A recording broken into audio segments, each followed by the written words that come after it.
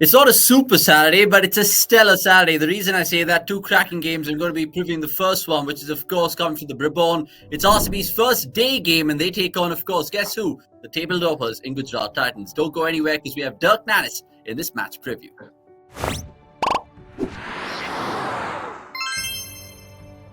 Yes, boys and girls, and ladies and gentlemen, and everyone watching this particular match preview, my name's Avnish Hegde, and we've got Dirk Nannes back with us, and he's wearing a nice hoodie. Dirk, good touch to start the show, I must say.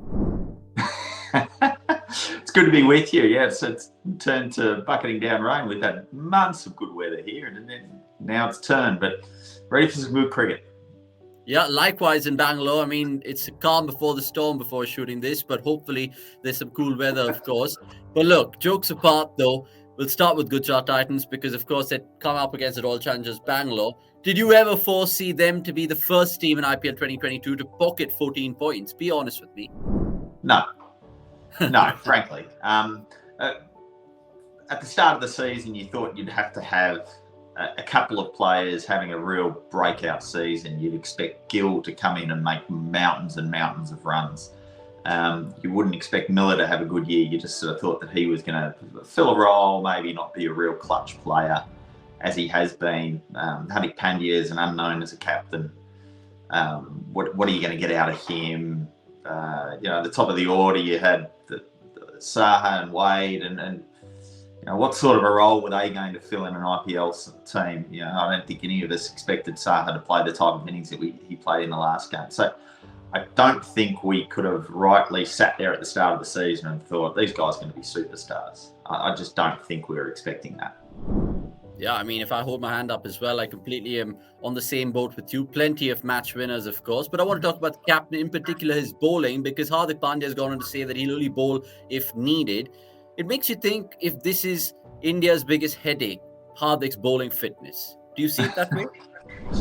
Yeah, look, it's such a shame because he's been good with the ball. It's not like he's just been filling a little role. He's been excellent. He's been miserly. He's played the role magnificently well. Is it India's biggest challenge? I don't know about that. I mean, you can't really carry someone in that respect when you don't know what their output's going to be. So yeah, that's a challenge for sure.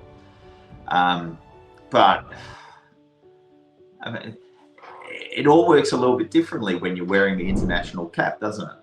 The little niggles aren't really little niggles anymore because you're playing for your country. So it's a slightly different vibe. I'll be really fascinated. As I've said all along, I have no idea what the Indian team's going to be going into this World Cup. And so who knows what they're going to get? I guess the luxury that India have is you've got so many good players to pick from at the moment. Sort of an embarrassment of riches. So, if they don't like that vulnerability, I guess, with Pandya, they just look elsewhere. Okay, let's talk about the Gujarat Titans, and in particular their fifth and sixth bowler, because you've kept harping upon this particular thing with all other sides as well. But they've seemed to kind of strengthen their bowling with that little change on top of the order. I'm talking about Saha coming in for Wade, which has worked well for them. And then Alzari Joseph and Yash Dayal, they seem like a much more settled bowling unit right now, right? Well, it's funny how that little change, and it was almost forced change, has completely altered the complexion of that side. It just seems so much more settled now. Yeah. And I agree with you. I think the bowling looks a lot more organised. They seem to have a few more options just by changing that one subtle change at the top of the order.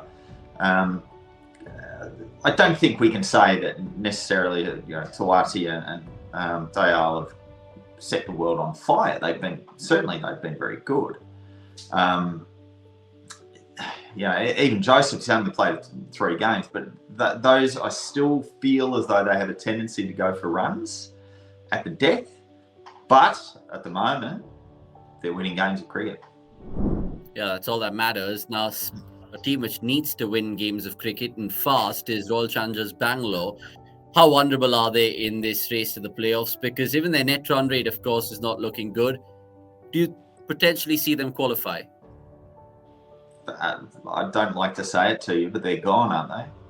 And Really? look at their percentage. They are a game behind everyone else already on 10 points because their percentage is so bad.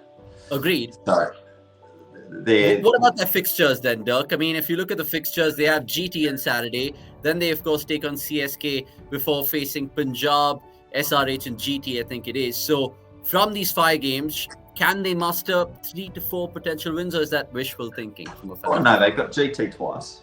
Yeah. GT just aren't losing at the moment. They got they've got who we got here? They've got CSK, they've got Punjab, they've got SRH. Yeah. SRH, that's a tough game to get over the line. CSK, well, you can say that they'll chalk up a win there. Punjab, you know, they're playing some pretty good cricket, a little bit hot and cold, but they're playing some okay cricket at times.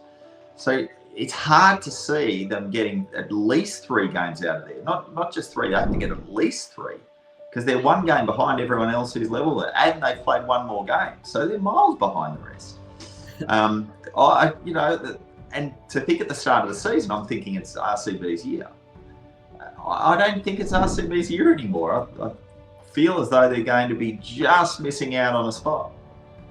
Oh my God, you've just burst my bubble. But look, I think let's just be I'm positive. getting a lot of these things wrong, hey? I'm still getting a lot of these wrong, so they might turn it around. Okay, yeah, I mean, you never know. Speaking of RCB then, how can they go about stitching 3-4 wins? Because in particular, their top order batting has been woeful. How do they bolster that? Will they make a change in Finn Allen perhaps coming in for one of the spots? But who do you drop? That's the question, right? That's the key thing for me. Finn Allen, I don't think he can come back into the side. Faf's the leading run scorer at the moment. Maxwell, yeah, he's only averaging mid-20s, but he's striking at 177. That's the sort of firepower that you need, and you sure his output should be higher given his importance in the team. Absolutely, it should be. But I would rather have my house on Maxwell coming out and flaying runs in his 7th or 8th game that he's playing than bringing in someone who's just come off the bench and expect them to have a better output than Maxwell. I just don't think that's the way to go about it. Then you've got Hazelwood and Hasaranga, which are key cogs in your bowling lineup, so there's no room for Finn Allen. What I like is that they've put Virat Kohli to the top of the order. I think they need him there. Not so much for the team balance, but for him personally, I think you just need to give him a slightly different role and say, just go out and play with freedom. Try and whack the ball around. Don't play the game situation, just go out and play with freedom, and let's see what happens. Let's see if we can flip this form of yours. Because at the moment, his output is poor. 128 runs, averaging 16. 2 of those were 40s. So that means that the rest of the innings he's had a set of knocks where he's gone for 39 runs off 42 balls in 7 knocks.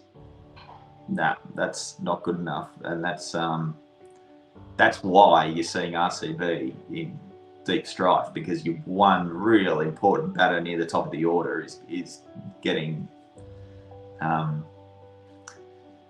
belted. Put it that way. Yeah. Okay, let's see how it all unfolds, of course, from the Brabant. Before we get your predictions, it's Mr. Milestone for all you viewers back home, and Dirk has this question for today.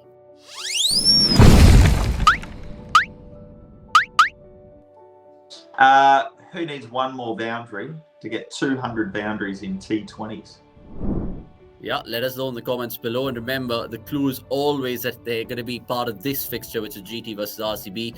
The man or woman who gets it first in the comments below gets a goodie bag from our side. Right, predictions then, because I know it's been pretty much guessing you're going for RCB, but I don't know, you might go for Gujarat.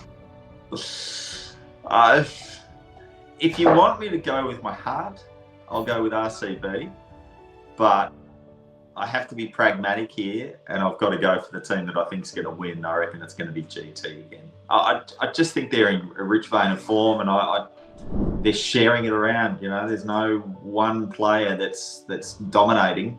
It is the whole team that's dominating, and that's why I think that their run of form will continue. Okay, let's see if GT, of course, go to that sweet 16 mark first amongst all teams in IPL 2022. It's going to be a riveting clash. You can catch Dirk, of course, post-match on Saturday night, which will also be fun. Until then, it's a goodbye from Dirk and me in this one.